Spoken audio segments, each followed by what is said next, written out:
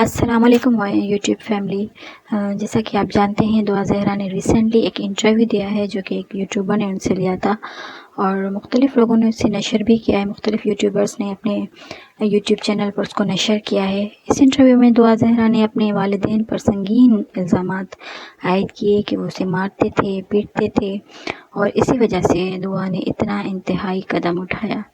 یہاں یہ بتاتے چلیں کہ بچی جو کہ 14 سال کی ہے، اسے اس انٹرویو میں اپنی ایج سے بڑا دکھانے کے لیے ایک بڑی سی گدی پر بٹھایا گیا، اور اس طرح وہ ظہیر سے بھی بڑی لگ رہی تھی. حالانکہ پہلے جتنی بھی پکس آئی ہیں اس کی یا ویڈیوز وغیرہ شیئر کی گئی ہیں، تو اس میں صاف ظاہر ہے کہ دعا ظہیر سے صحت، قد اور عمر سب میں کم لگتی ہے. وہ دونوں جب ساتھ کھڑے ہوتے ہیں تو ظہیر اس سے بڑا لگتا ہے اور دعا چھوٹی لگتی ہے اس سے.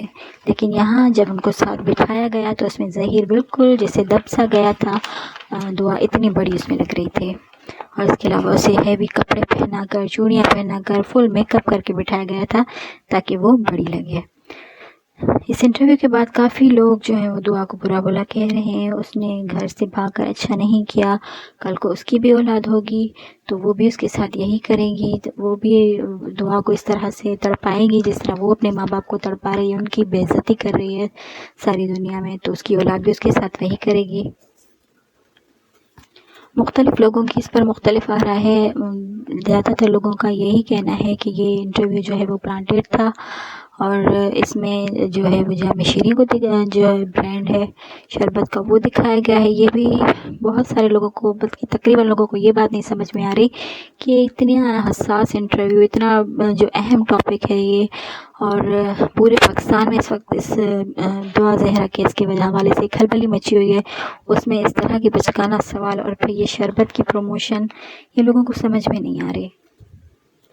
اس کے علاوہ دعا نے جو اس میں اپنی سٹوری بتائی کہ وہ کس طرح گھر سے گئی اور کس طرح ظہیر کے پاس پہنچی، اس پر بھی جو عام انسان ہے وہ تو اعتبار کر ہی نہیں سکتا. کوئی اتنی چھوٹی بچی یہ سب کچھ نہیں کر سکتی. ایک 14 سال کی بچی ظہیر کو بغیر بتائے اپنے گھر سے نکلی ہے، رکشہ لیا ہے اس نے، پھر وہ ٹیکسی سٹینڈ تک گئی ہے، ٹیکسی والے سے اس نے بات کی اور وہاں سے اور جو ہے وہ ٹیکسی میں بیٹھ کے لاہور تک گئی ہے. اور اس کا کہنا یہ ہے کہ ظہیر کو یا اس کی فیملی کو اس بارے میں کچھ بھی نہیں پتا. صاف ظاہر ہو رہا ہے کہ ظہیر اور اس کی فیملی کو بچانے کی کوشش کی جا رہی ہے. پورا جو ملبہ ہے اس چیز کا، پورا ملبہ دعا زہرا پر ڈالا جا رہا ہے. اس انٹرویو میں ظہیر کو بھی بات کرتے دیکھا گیا، اور اس کا کہنا تھا کہ ان دونوں کی جو بات چیت شروع ہوئی تھی وہ PUBG گیم کے تھرو شروع ہوئی تھی، اور وہ چیٹ وغیرہ کرتے تھے، اور وہ رشتہ بھیجنا چاہ رہا تھا دعا زہرا کے گھر، لیکن ان کے گھر والوں نے صاف منع کر دیا اور کہا کہ اس کی شادی اس کے کسی کزنس وغیرہ سے کروائیں گے. اسی لیے ہی دعا کو گھر سے بھاگ کر جو ہے وہ ظہیر کے پاس آنا پڑا. اور ظہیر کا یہ کہنا تھا کہ اسے کچھ نہیں پتا تھا کہ دعا اپنا گھر چھوڑ کر اس کے پاس آ رہی ہے، لیکن جب وہ اس کے پاس وہاں پہنچ گئی تو اس کو لگا کہ اتنا اعتبار کر کے میرے پاس آئی ہے تو مجھے اس کو اس طرح سے مایوس نہیں کرنا چاہیے، اور اس لیے میں نے اس سے نکاح کر لیا. جب یوٹیوبر نے ان سے یہ پوچھا کہ اب وہ گھومنے کے پھرنے کے لیے، ہنی مون کے لیے کہاں جائیں گے، تو اس پر ظہیر نے کہا کہ یہاں سے پولیس سے بھاگتے بھاگتے ہم پورا پاکستان تو گھوم ہی چکے ہیں، اس لیے اب ہم باہر جانا چاہتے ہیں گھومنے کے لیے. اس انٹرویو کے نشر ہونے کے بعد دعا زہرا کے والد کا بھی انٹرویو لیا گیا ہے، دعا زہرا کی مدر کا بھی انٹرویو لیا گیا ہے. ان دونوں کا یہی کہنا ہے کہ انٹرویو کمپلیٹلی پلانٹیڈ ہے، اس میں کوئی سچائی نہیں ہے، کوئی بھی صداقت نہیں ہے.